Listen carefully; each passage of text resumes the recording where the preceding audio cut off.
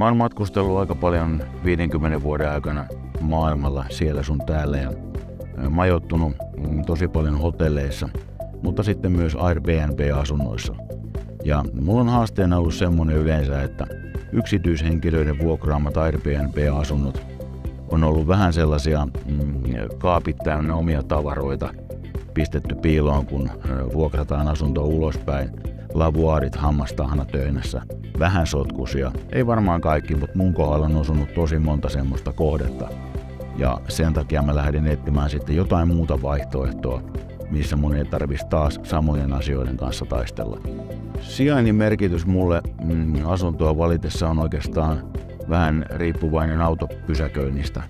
Eli mulla on aina vuokra-auto käytössä, kun mä oon jossain liikenteessä ja mun täytyy saada se auto parkkiin siihen asunnon luokse.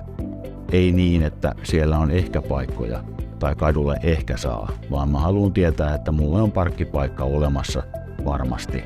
Ja mun kulkeminen kotiin ja takaisin ja liikenteeseen on helppoa ja vaivatonta.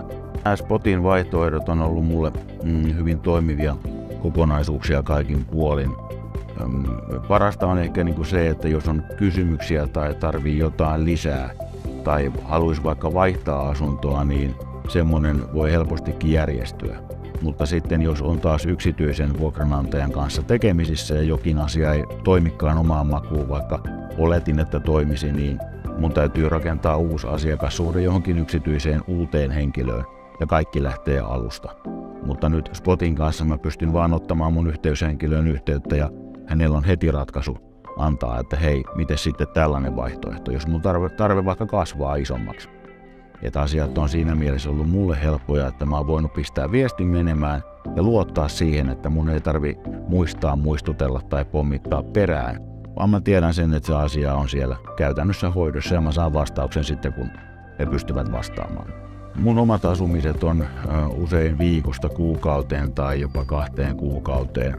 Itse näkisin niin, että nämä Spotin vaihtoehdot sopii hyvin sekä lyhytaikaiseen että pitkäaikaiseen asumiseen. Yksi semmoinen hieno asia oli tietysti se, että kun mun tarve oli vähän erilainen nyt sitten viime reissulla, niin Spotin kautta järjestyi sitten majoitus hotellin Valossa.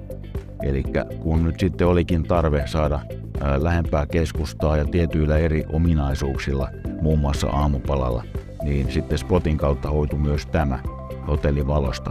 Ja tämä on tietenkin se, että yhden kontaktin kautta voi aina hoitaa kaikki nämä majoitusvaihtoehdot, niin onhan se aika paljon mukavampaa kuin että aina tavallaan alat uuden ihmisen kanssa hoitaa asioita.